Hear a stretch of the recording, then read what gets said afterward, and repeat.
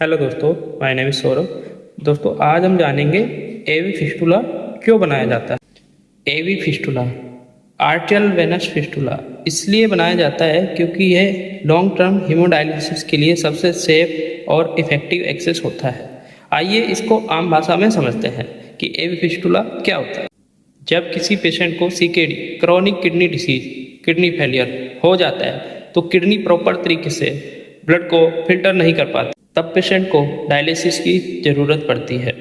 एवी fistula का काम, एवी fistula में एक आर्टरी और एक वेन को सर्जिकली जोड़ दिया जाता है, जिससे वेन मोटी और स्ट्रांग हो जाती है, जिससे डायलिसिस मशीन ब्लड को ईजिली डाल और निकाल सकती है। फिस्टुला बनवाना क्यों ज़रूरी है? फिस्टुला स्ट्रांग होता है, लॉन्ग टर्म चलता है और कैथेटर के मुकाबले इन्फेक्शन का चांसेस बहुत कम होता है। फिस्टुला लॉन्ग टर्म चलता है, 2 से 3 साल भी चल जाता है। एवी फिस्टुला डायलिसिस पेशेंट की लाइफलाइन होता है, जहाँ से ब्लड ईजिली और सेफली क्लीन होता है। एवी फिस्टुला बनने के बाद में इसकी केयर बहुत ज़रूरी होती है। ये 4 to 6 वीक में बन के तैयार होता है। फिस्टुला रेडी होने का साइन क्या होता है? हमें पता कैसे लगता है कि फिस्टुला बन चुका है? जब फिस्टुला तैयार हो जाता है तो फिस्टुला एक वाइब्रेशन करता है, जिससे वाइब्रेशन की आवाज़ आप अच्छे से सुन सकते हैं। फिस्टुला बनने के बाद में क्या नहीं करना चाहिए?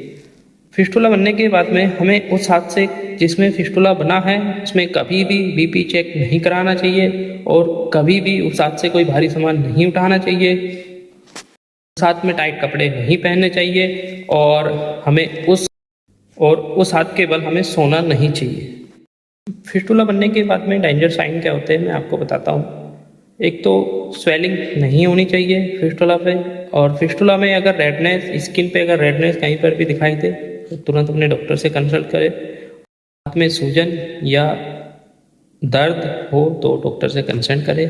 अगर सबसे मोस्ट और इम्पोर्टेंट बात, अगर फिस्टुला में वाइब्रेशन की आवाज़ आना बंद हो जाए तो आप समझ लीजिए कि हमारा फिस्टुला बंद हो चुका है। हमें तुरंत अपने डॉक्टर को दिखाना चाहिए और उसका प्रॉपर इलाज कराना चाहिए।